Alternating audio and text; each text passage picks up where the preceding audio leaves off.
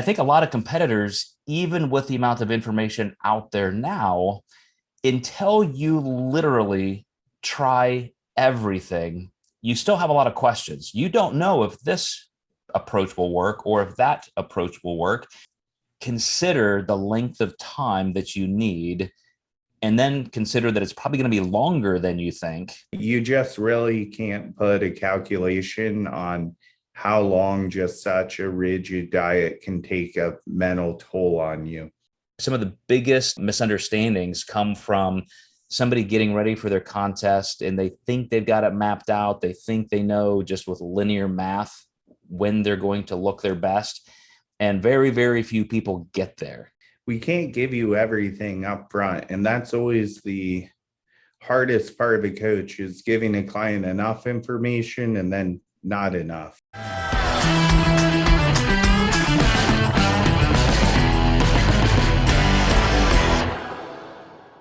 Hey everybody, welcome back to the Contest Prep University Frat House Edition. I'm Joe Klemczewski with my man, Adam Atkinson. We are going to talk about what Adam has termed basic dieting. So I have a couple questions of what you exactly mean by that, Adam, because we can go in a lot of different directions. In this particular longish form session, we can really dive into something with a little more specificity. And I'd like to do that, but I know you have some thoughts in mind. But I had a perfect frame that came up today that we can put this in, and it's that I was on the phone with a prospective client who was interested in contest prep coaching. She's somebody who's fantastic. I mean, her genetics, her physique, what she's accomplished so far as a drug-free female bodybuilder.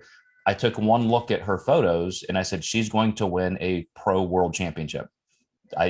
She just has it. And when we started talking, she has not worked with a lot of coaches at all. I think just one prior, and did not reach that threshold, and then had done some work on her own. And when I asked her, tell me about your past experiences, what kind of nutrition tactics, strategy did you use? What did you do? It was kind of just meandering around, experimenting, trying to see what works and what doesn't. And I think a lot of competitors, even with the amount of information out there now, until you literally try everything, you still have a lot of questions. You don't know if this approach will work or if that approach will work. And so I think this is a great topic to dive into and start from the ground up. Basic contest prep nutrition. What are the principles that we use to get into that kind of condition? Almost anybody, I would say, could lose 20, 30, 40 pounds. But when you're getting under your metabolic set point, you're getting into low single digit body fat comp levels. How do you do it? How do you preserve muscle? How do you maintain your metabolic capacity?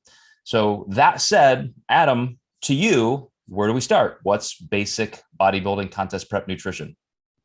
Yeah. So when I was thinking about, starting this section of our podcast and what we would go over, is just the understanding of, protein, carbs, and fats, and, what sources those come from, and maybe why fats are lower than carbs, calorically, from a caloric perspective. The understanding of needing to be a calorie deficit, no matter if it's keto, high carb, high protein, all of these things will work in a calorie deficit at the same calories. So you could structure a keto diet to be the same calories as a high carb or a low carb diet. And if you're in a deficit, that you will lose. So kind of having those as basics, a basic understanding of appropriate loss. When should we potentially add food back in? If you lose 4 pounds in a week, we don't want to do that probably 2 weeks in a row. We might let it slide week 1 if there's an initial glycogen shift. And the reason why we might modulate calories up if somebody's progressing too quickly. So kind of going over all those fundamentals. I would even say we need to throw food sources, digestion into the mix. I've had some people come to me and they say, I couldn't do carbs because I felt bloated.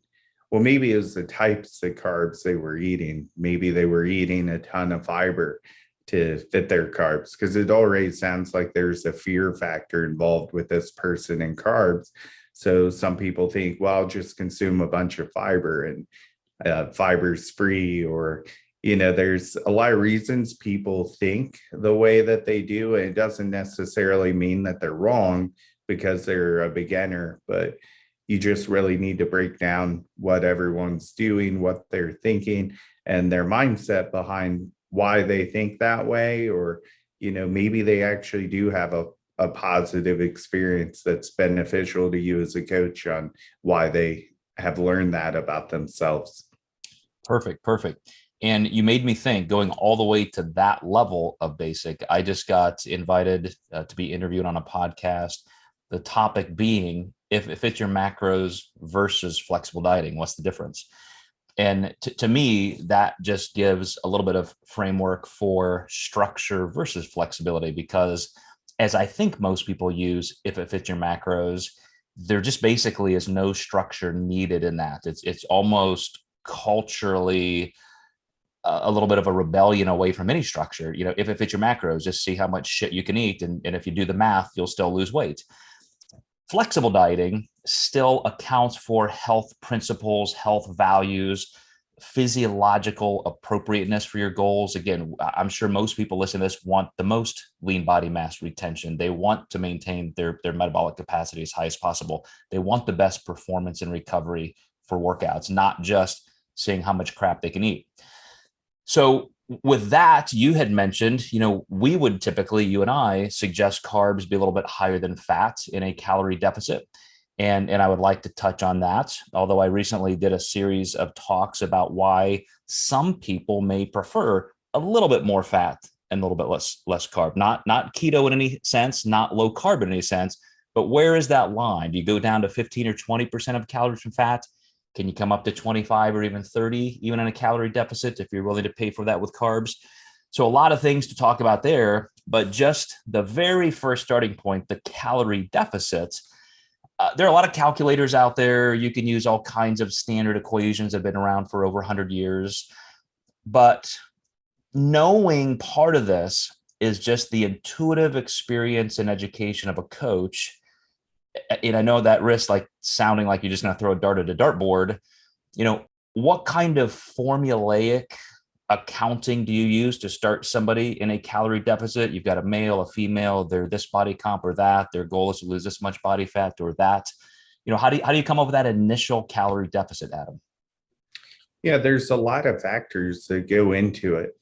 The first thing I'm going to look at is protein, because it's usually the easiest one. And we're going to base that off of their body type on, maybe they're an endomorph and they probably have a slower metabolism. So I'm going to lower protein to give them more carbs for a metabolic perspective. I know that it's going to be a long road for them to get leaner. And as carbs go down, we'll have more carbs to work with because protein's lower.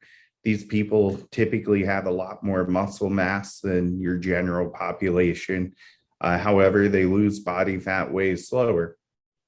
Kind of the reverse of that with an ectomorph. Also, there's some psychological evaluations that they constantly move all the time. I think of my client Deb, who would cheer and jump up and down whenever I said we were doing burpees.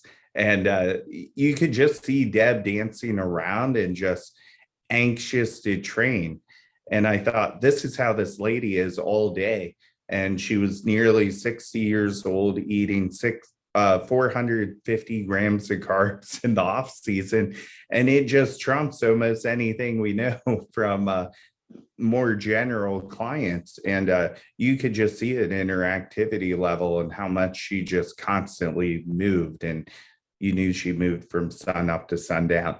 So there's those characteristics as well. And somebody like that needs more protein because they're more active and they're thinner. And I don't always want to equate protein with having muscle mass, but it's more of meeting that person with their expenditure needs. And that person already is consuming a massive amount of carbs. So protein's just going to need to be higher to meet those carbohydrate goals too. How do you get the number? Where are you doing the math on protein? Yeah, so typically I'll be anywhere from 0.7 per lean pound of body mass, kind of guessing about where I think their absolute leanest body mass will be. And I might go up to, 2 grams on somebody who I want really high up there. That's about as high as I'll go. I usually don't even go up that high though. Per pound or per kilogram? Range, I usually do it per pound, but I do it off of lean body mass too. So the reason I interrupted you there, Adam, is again, this, and I'm being specific because there is so much uncertainty and so many questions about this. And I even recently saw a post where somebody said, even taking this per pound, as you said, of lean body mass versus body weight can be a substantial difference. And so you're saying starting at 0.7 per pound of lean body mass. So I recently just did a body comp test, about 160 or so pounds of lean body mass. So 0.7 for me could be as low as around 135, 140 grams of protein. And you're saying that would be enough. And let me do a little quick conversion. If you use the RDA and what the Global Protein Council or Protein Summit, a group that's been meeting for more than 20 years, says, that's almost perfect, where using the standard RDA, 0.8 grams of protein per kilo of body weight, then you extrapolate that puts me at about 60 to 65 grams per day. But the Protein Summit group would say that the RDA that's what you need to just survive. To really thrive, you need minimum 2 times. So that gets me right about at that 0.7 mark that you were describing. So I would agree with you. That's a really good floor or just base level to start. And for people competing, dieting aggressively, training hard, a general population person, that's where we could get back into sinking toward that RDA level. So anyway, again, sorry to interrupt you. I just want to make sure for people listening that they really know where we're getting these numbers. Yeah, that's perfect. And, I do like doing it that way because you never have to be married to where you give somebody their protein either. That's the biggest thing about coaching is you tweak things as you go. It's not just necessarily set in stone. I will say protein tends to be one of the things I do move the least though. So that's also why I kind of start there too. Mm-hmm. Usually from that point, I'll go into the carbohydrates based on where I think their metabolic rate is. And then I kind of fill in the rest with fats. The reason I fill the rest in for fats, there's a whole mentality aspect I like to take in consideration. If it's a Gen Pop client, I'm probably going to give them more fats. Maybe they travel a lot. So 2 or 3 meals a day might be, even though healthy choices, they're probably going to consume more fat. And as we're losing body fat, we actually use triglycerides as energy. So a lot of people have this assumption that low fat dieting is bad, or you're going to, kill your hormones by going lower fat. That's really an overall calorie perspective. It's not really just linked to fats only. Even though fats or hormones are cholesterol driven, your body is really good at using those triglycerides for energy and as a substrate for, performance too. So it's not like you're not. Can I interject one caveat right there real quick? Yeah, for sure. Your body is good at using those triglycerides as a substrate for energy if you're already in a calorie deficit and have enough glycogen depletion for that metabolic switch to have occurred. That's when fat adaptation starts happening and your body even becomes more efficient and better at burning body fat. If you constantly move back and forth, between those metabolic positions of being dominantly carb driven, then you'll never get quite as fat adapted. You'll never quite get some of those benefits of real, decreased hunger and so forth. So I would agree that you at least have to be on a lower calorie, lower carb. And again, not low carb, not at all low carb, but just, definitely keeping carbs in, but low enough to where your body's using body fats as its dominant secondary source between meals. And then first of all, I agree everything what you said about lifestyle clients who may need a little bit more fat just for variety and for cooking and eating in restaurants and so forth. But I typically, instead of going to carbs and then seeing what we need to backfill for fat, I'll typically go to fat first, because I'm going to have a dictum in my mind in terms of how hard does this calorie deficit need to be. Obviously, fat being twice as calorically dense, we can take some there. And we know if you have enough body fat to lose, the lower you take fat intake as a percentage of calories, as long as you're not getting too far under 20%, because that's when you can start decreasing testosterone in most studies, then you're okay. So you can go down to as low as 20% calories from fat. And if you're dieting, somebody like me, I would go to 1750, 1850 calories right now today. If I were going to be in a calorie deficit, you're still getting 40, 45 grams of fats, which, is plenty for your typical foods and meals. Obviously, you're not going to eat all the fat that you could. That's a deficit, but it's not like you're just stomping and dabbing every ounce of oil off of every chicken breast you grill. But anyway, I'm gonna stop there. I just wanted to make sure that people understood how you even get through that metabolic position switch over to using fat as energy. And now you were going to talk about that interplay, I think, between carbs and fat and some of the nuances you could have client to client. Yeah. So once we fill in the fats, we'll kind of maybe go back and tweak carbs up. I might realize, hey, I probably need to give them a little less protein because there might be some fats coming from protein, to just kind of tweak those numbers perfectly. All of my clients get a sample meal plan that's based off of their macros, not because I want them doing a meal plan, but the act of doing that as a coach makes sure that this is pretty feasible to hit.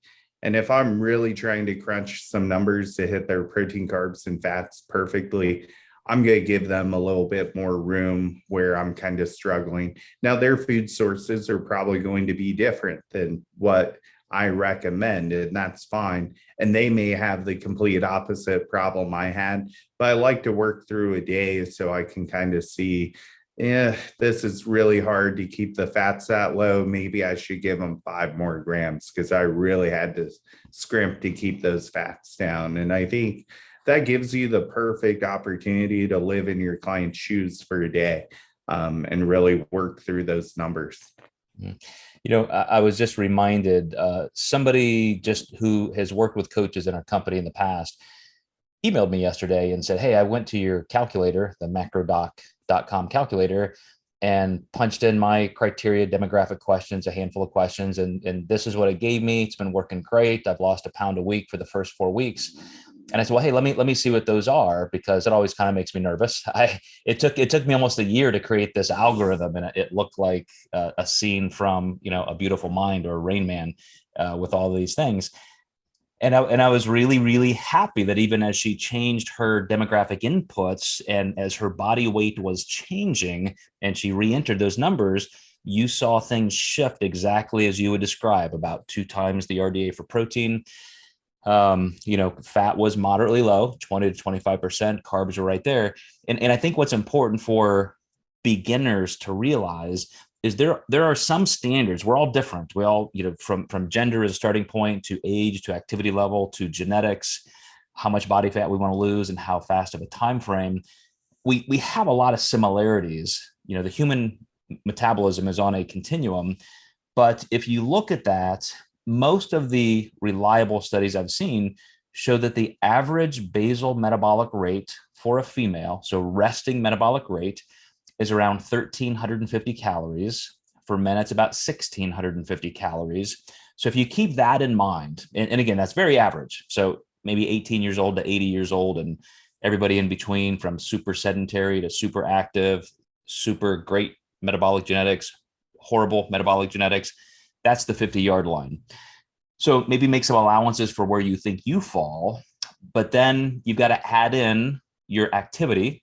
So that's basal metabolic rate. So now add in how many calories you're going to burn per day for training or maybe extra non-activity thermogenesis, and then your non-exercise activity.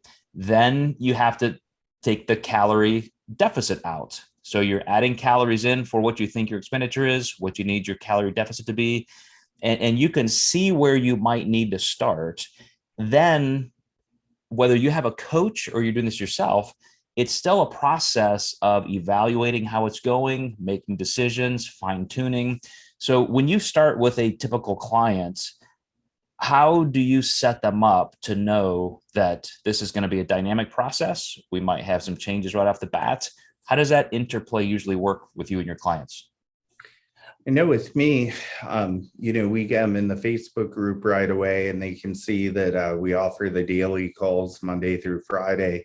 So that's great one-on-one time. And even if they just go in and listen, they can hear the questions that my clients are asking, and, how I respond to them, and how it makes other people raise the hand in the room. Well, what about me? So that's helpful. But I really do, and I believe you do this as well, I specify that this is just the starting point, and this isn't just a plan, and that this will be changed on a week-to-week basis, as long as you check in and send your summaries and send accurate information. Mm-hmm. Another thing too is I think for anybody listening that you really feel like you need to back up and learn these foundational principles first, consider the length of time that you need, and then consider that it's probably going to be longer than you think. And then do you want to allow for social events, diet breaks, vacations? Do you have any plans on being ready early so you can go through a metabolic building or pre-contest reversal phase to get your calorie intake back up? A lot of these things matter. This new client I mentioned that I spoke to this morning, she said a 6-month prep sounds like, wow, I've never done that. I've never dieted more than 12 or 16 weeks. And I told her, well, we're hitting summer. I expect there to be some weeks of neutrality. You're going to have these events and so forth. And I explained how we want to be ready about 4 months early, or about 4 weeks, not 4 months. And it really does change the landscape. I think that's some of the biggest misunderstandings come from somebody getting ready for their contest, and they think they've got it mapped out. They think they know just with linear math when they're going to look their best. And very, very few people get there. It takes a couple times competing. And I think if you just consider some of those buffer points I mentioned, you'll give yourself enough time. Yeah, absolutely. And, we can't give you everything up front. And that's always the hardest part of a coach, is giving a client enough information and then not enough. Sometimes I have a client to me with a GI issue, and it's a lot more complex than just your regular client. If they're already struggling with constipation, we need to figure out, well, what they're eating causing it, or do they have a serious issue where they maybe need medical attention? Maybe it's been ignored for a really long period of time, and kind of get an idea of what they're currently eating, because obviously that's not working at this point in time. So what are some of the offensive foods? So even though me and Joe are really big influencers for macro dieting, it's always more than just macros. It's looking at food logs and, helping you work through problems. It's not always going to be, the easiest route. Well, you brought up digestion, and it made me think that we actually do have a couple series on that specifically. So I think that's really important for people to look at, because the foods you consume matter. And it's a great transition to maybe a final point for this episode, which is, who knows? I think back to when I was 16, 17, 18, starting to diet for the first time, and I'm just following meal plans from magazines. I have no idea if that hurt my GI system. I know later in my bodybuilding career, trying keto and other things really did have some disastrous effects. But, for somebody just looking in from the outside, you see these foods that are supposed to be, quote, clean and healthy, and all of a sudden you start eating a ton of raw vegetables or just things that your body's not used to. That can be horrible for not just your gut microbiome, but your structural ability to even digest those things. We're just not designed for that. So I think, number one, understanding that digestion should always be good. If you see something going awry, that's not just a cost of doing business that you have to absorb to get lean. You just probably are eating some foods that are offensive to your GI system, something with too much lactose, too much oligosaccharides. So you said you give your clients a sample meal plan, as do I, and I'm typically asking them what foods they like, what's pretty normal to them, and I will pick out foods that I think could be causing issues, and I'll ask, do you have any digestive issues? But then I'll always go back to looking for a good mix of fiber amount, fiber type, starchy carbs, maybe some carbs from fruit. I'm going to look at protein sources that could be an issue for some people, those that may have more lactose. And so I think that's just a really critical point. And I know you take this seriously as well. So how detailed do you get on just that kind of food quality issue? Yeah, so that's always a struggle because adherence is going to be the biggest key. And we understand the thermic effects of food are different. And even though there's some power in that, there's more power to a client being able to adhere to their macros. I just caught my name on a forum the other day. I guess it's a forum called Gym Snark, where they bash coaches. And someone said it to me because someone had left their coach for me, and they were just praising. They said there was no way I could stick to how rigid this other coach was. She said I wanted some sugar here and there, and Adam was cool with it, and this other coach was not. And she said it was just more sustainable for my lifestyle, and the other coach couldn't prove to me why I couldn't have that.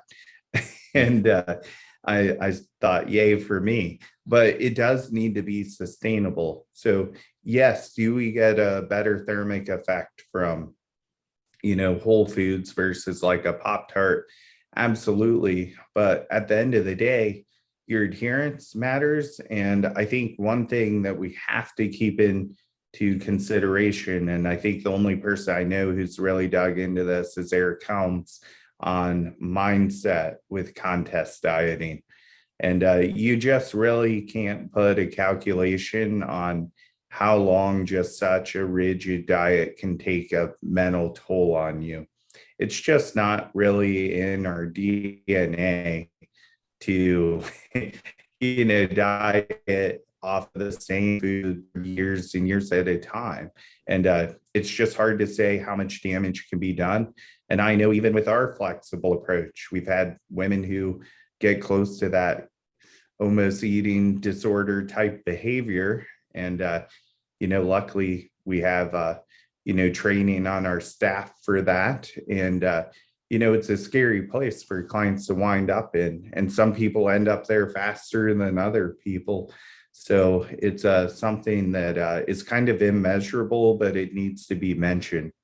No, that's a really good little bonus clip there, because there's an interplay. I mean, you're right. Our mesolimbic dopamine system wants some novelty, and we're going to crave some things sometimes. And then, as I mentioned, we're going to have some social occasions that really dictate that we should socially do that. But I also think that we have a preponderance of evidence that we still do better, both with all the endocrine system functionality, blood sugar fluctuations, when we have a good structure base. So we eat a lot of the same meals every day. We have the same foods. We're not making changes in wholesale amounts every day, just waking up and deciding what we're going to eat all day on the fly. I think most people even want that. I mean, they ask us for that. Tell me exactly what to eat. What do you think is best? I'm going to be, when we're finished here, doing a meal plan for a super high educated client who still wants just my opinion. If, show me what you would have me eat, Joe. And yes, I'll make some of those nuanced changes when I feel I need to. But, they really do want to see the science behind why certain foods eaten at certain times and certain patterns works well. So that is that dynamic interplay between flexibility and structure that we're constantly dancing. But one final thing, Adam, I'm going to say, I also saw our names on a chat somewhere, and somebody was making fun of us. Something that we did. They said, well, these guys don't even lift. They've never competed. What do they know? So there you go. Obviously wrong. 20 years, as a career pro bodybuilder, I think our experience speaks for itself. But at the same time, I love the fact that there are people out there just looking for good information for the right reasons. So as always, happy that we did this one. I think it just creates kind of a foundation for maybe another couple like this, though. I feel like we just laid the foundation for proper setup for nutrition. And as you said, we're going to leave some of the decisions to clients. I think somebody looking at this today would even say, well, gosh, they didn't give me an exact number. Tell me the exact percent. Tell me how many grams. Give me a formula. Give me an algorithm. And it shouldn't work that way. You and I recognize that. But we'll talk off camera about maybe some next steps to build a series out of this to really get people launched into a full productive prep. So once again, Adam, I appreciate it. And everybody watching Contest Prep University, we'll see you next time.